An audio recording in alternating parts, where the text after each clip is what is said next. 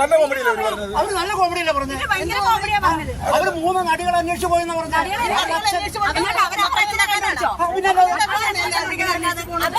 മഴവിൽ മനോരമയുടെ ഏറ്റവും റേറ്റിംഗുള്ള പരിപാടികളിൽ ഒന്നാണ് ഒരു ചിരി ഇരുചിരി ബമ്പർ ചിരി എന്ന് പറയുന്നത്. കാർത്തിക് സൂര്യ ആങ്കർ ചെയ്യുന്ന 3 ജഡ്ജിമാരിരിക്കുന്ന ഒരു പരിപാടി, ജഡ്ജസ് ഇരിക്കുന്ന പരിപാടി. അപ്പോൾ ആ പരിപാടി എന്ന് പറഞ്ഞു കഴിഞ്ഞാൽ ഒരു കോണ്ടസ്റ്റൻ്റ് വരും. ഒരു ജഡ്ജ് ചിരിച്ചു കഴിഞ്ഞാൽ 5000 രൂപ, 2 ജഡ്ജ് ചിരിച്ചു കഴിഞ്ഞാൽ 15000 രൂപ, 3 ജഡ്ജ് ചിരിച്ചു കഴിഞ്ഞാൽ 50000 രൂപ. അതായത് 3 പേരെയും ചിരിപ്പിച്ച് കഴിഞ്ഞാൽ 50000 രൂപ കിട്ടുന്ന ഒരു പരിപാടി.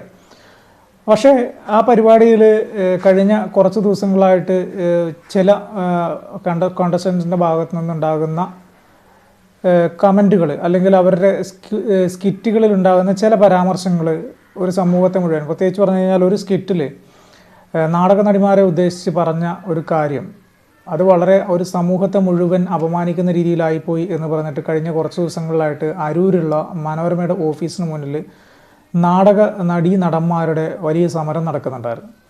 ആ സമരം പ്രധാനമായിട്ടും എന്താ സംഭവം എന്ന് വെച്ച് കഴിഞ്ഞാൽ, കഴിഞ്ഞ ദിവസം ഒരു സ്കിറ്റിൽ പറയുന്ന ഒരു കാര്യം, ഞാൻ ഒരു 3 നടിമാരുടെ അടുത്ത് പോയി, 3 വ്യത്യസ്ത സ്ഥലങ്ങളിലുള്ള നടിമാരുടെ അടുത്ത് പോയി. ആ വ്യത്യസ്ത സ്ഥലങ്ങളിലുള്ള 3 നടിമാരുടെ അടുത്ത് പോകുമ്പോഴും അവിടെയുള്ള അവരുടെ മക്കൾക്ക്, അവിടെയുള്ള ഓരോരുത്തരുടെയും മക്കൾക്ക് എൻ്റെ മുഖച്ഛായ എന്ന് പറയുന്നു. അതുപോലെ തന്നെ ഞാൻ തിരുവനന്തപുരത്ത് അച്ഛന് വീടോ കാര്യങ്ങളോ ഒന്നുമില്ല, അത് തിരുവനന്തപുരത്ത് അച്ഛൻ്റെ ഹെഡ് ഓഫീസാണ് എന്ന് പണ്ട് നാടകം കളിച്ച് നടന്ന അച്ഛനെക്കുറിച്ച് മകൻ പറയുന്ന ഒരു കമൻ്റായിട്ടാണ് ആ സ്കിറ്റ് അതിനകത്ത് ആ രീതിയിൽ പ്രസൻറ്റ് ചെയ്തത്. ഇത്രയധികം ആളുകൾ കാണുന്ന ഒരു പരിപാടിയിൽ നാടക നടിമാരെയും നാടക നടന്മാരെയും അപമാനിച്ചുകൊണ്ടൊരു പരിപാടി അവതരിപ്പിക്കാൻ അനുവാദം കൊടുത്ത, അല്ലെങ്കിൽ ആ സ്കിറ്റിനെ സാധാരണഗതിയിൽ ഒരു കോണ്ടസ്റ്റൻ്റ് ഒരു സ്കിറ്റ് എഴുതിക്കൊണ്ട് പോയി കഴിഞ്ഞാൽ ആ സ്ക്രിപ്റ്റ് മുഴുവൻ അവിടെയുള്ള ഗ്രൂമേഴ്സ് പരിശോധിച്ച്, ഗ്രൂമേഴ്സ് അതിൽ വേണ്ട മാറ്റങ്ങൾ മുഴുവൻ വരുത്തി അതിൽ ചിരിക്കാനുള്ള എലമെൻസൊക്കെ ചേർത്ത്, ഇനി ഇവർ കൊണ്ടുവന്ന സാധനത്തിൽ എലമെൻറ്റ്സ് കുറവാണെങ്കിൽ അത് അവരുടെ വകയൊക്കെ ചേർത്ത് ഒന്ന് മോഡിഫൈ ചെയ്ത് പോളിഷ് ചെയ്തിട്ടാണ് ഈ സാധനം സ്റ്റേജിൽ അവതരിപ്പിക്കുന്നത്. ഈ സ്റ്റേജിൽ അവതരിപ്പിക്കുന്നതിന് മുമ്പ് ഒരാൾ ഈ പരിപാടി കൊണ്ടുവന്ന് നേരെ സ്റ്റേജിൽ അവതരിപ്പിക്കുന്നില്ല, അവരുടെ അതായ ആളുകളുടെ ഇൻവോൾവ്മെൻ്റ് എല്ലാം അതിനകത്തുണ്ട്. ആ ചാനലിൻ്റെ കൃത്യമായിട്ട് ഉത്തരവാദിത്തപ്പെട്ട ഈ പരിപാടി നടത്താൻ, അത് സ്റ്റേജിൽ അവതരിപ്പിക്കാൻ വേണ്ടിയിട്ട് സൗകര്യങ്ങൾ ചെയ്തു കൊടുക്കുന്ന, ഈ സ്റ്റേജിൽ ഈ പ്രോഗ്രാം എങ്ങനെ ചാർട്ട് ചെയ്യണം, എങ്ങനെ അവതരിപ്പിക്കണം എന്ന് കൃത്യമായിട്ട് നിർദ്ദേശം കിട്ടിയിട്ടുള്ള ആളുകൾ അവരുടെ എല്ലാം മുന്നിലൂടെ പോയതിന് ശേഷമാണ് ഫൈനലായിട്ട് ഈ സാധനം സ്റ്റേജിൽ വരുന്നത്. അങ്ങനെ സ്റ്റേജിൽ വന്ന ഒരു സാധനം നാടക നടിമാരെയും വർഷങ്ങളായിട്ട് നാടകം കളിച്ച് ഉപജീവനം നടത്തുന്ന ഒരു സമൂഹത്തെ മുഴുവൻ അപമാനിക്കുന്ന രീതിയിലായി പോയി എന്നതാണ് ഈ സമരത്തിൻ്റെ പ്രധാനപ്പെട്ട കാരണം. നമുക്ക് ഈ സമരത്തിൽ ഈ സ്കിറ്റ് ഇപ്പോൾ അവർ സോഷ്യൽ മീഡിയയിൽ നിന്ന് പിൻവലിച്ചു, ഞാൻ കുറേ നോക്കി കിട്ടിയില്ല. അപ്പോൾ ഈ സ്കിറ്റ് ഈ നാടക നടിമാർ ഇതിനകത്ത് എങ്ങനെയാണോ ഇവർ സ്റ്റേജിൽ അവതരിപ്പിച്ചത് എന്നത് പ്രതീകാത്മകമായിട്ട് ഈ അരൂരെ ഓഫീസിന് മുന്നിൽ വന്നിട്ട് ഇവർ അവതരിപ്പിക്കുന്നത്. നമുക്ക് ആ ക്ലിപ്പ് ഒന്ന് എന്റെ അച്ഛനെ 3 നാടക നടികളെ കാണാനായിട്ട് ഭയങ്കര ആഗ്രഹമായിരുന്നേ. അങ്ങനെ ഞാനും എന്റെ അച്ഛനും കൂടി തൃശ്ശൂര് പോയി, ചാത്തല പോയി, ഗുരുവായൂര് പോയി. അത്ഭുതം എന്ന് പറയട്ടെ, അവിടെ ചെന്നപ്പോ അവിടെ എന്റെ മുഖമുള്ള 3 മക്കൾ. എന്റെ വീട് തിരുവനന്തപുരത്താണേ, പക്ഷെ എന്റെ അച്ഛന് തിരുവനന്തപുരത്ത് വീടില്ല, അതെന്റെ അച്ഛന്റെ ഹെഡ് ഓഫീസാ.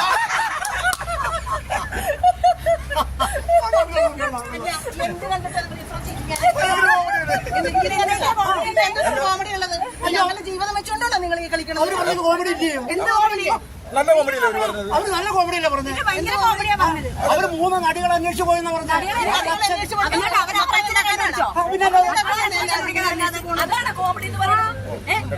നിങ്ങളൊരു കലാകാരിയല്ലേ? ഇത്ര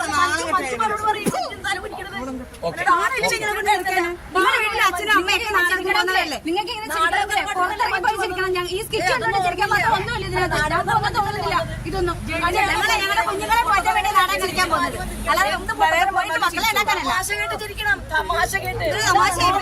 നാടകനടിമാരെ വളരെ ഒന്നും പറയാനില്ലേ?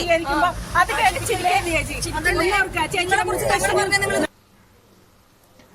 കണ്ടല്ലോ. അപ്പോൾ ഈ ഇങ്ങനെ ഒരു പരിപാടി അവതരിപ്പിക്കുമ്പോൾ മഞ്ജു പിള്ളയും നസീർ സംക്രാന്തിയും സാബുമോനും ഒക്കെ അവിടെ ഇരുന്നിട്ട് ചിരിച്ചു. നിങ്ങൾ എന്ത് കണ്ടിട്ടാണ് ചിരിക്കുന്നത്?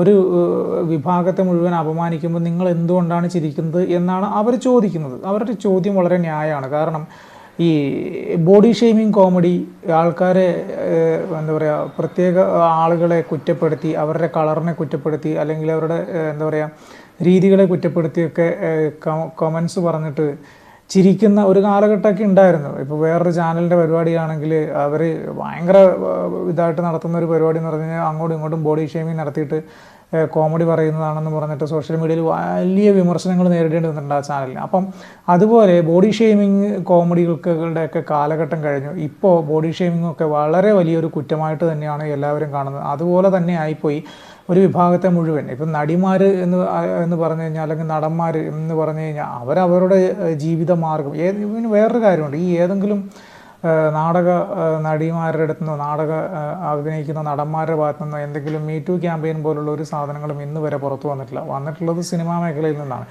അപ്പോൾ പോലും ഈ സ്റ്റേജിൽ കുറ്റപ്പെടുത്തിയിരിക്കുന്നത് മുഴുവൻ നാടക നടിമാരെയും നാടക നടന്മാരെയും ആയിപ്പോയി എന്നതാണ്. ഇങ്ങനെയാണ് അവരുടെ കാര്യങ്ങൾ അവിടെ പൊതുസമൂഹത്തിന് മുന്നിൽ പറയുന്നത്. ഒരു അർത്ഥത്തിൽ നോക്കിക്കഴിഞ്ഞാൽ അവർ പറയുന്നതാണ് 100% ന്യായം. അവരെ അപമാനിച്ചുകൊണ്ട് ഒരു പരിപാടി നടത്തി ആ പരിപാടി എന്താ പറയുക മനോരമ പോലുള്ളൊരു ചാനൽ സംപ്രേഷണം ചെയ്തെന്ന് പറഞ്ഞു കഴിഞ്ഞാൽ മനോരമ കൃത്യമായിട്ട് ഈ സംഭവത്തിൽ ഒരു ഖേദപ്രകടനം നടത്തുകയെങ്കിലും ചെയ്യണം എന്നാണ് എനിക്ക് പറയാനുള്ളത്.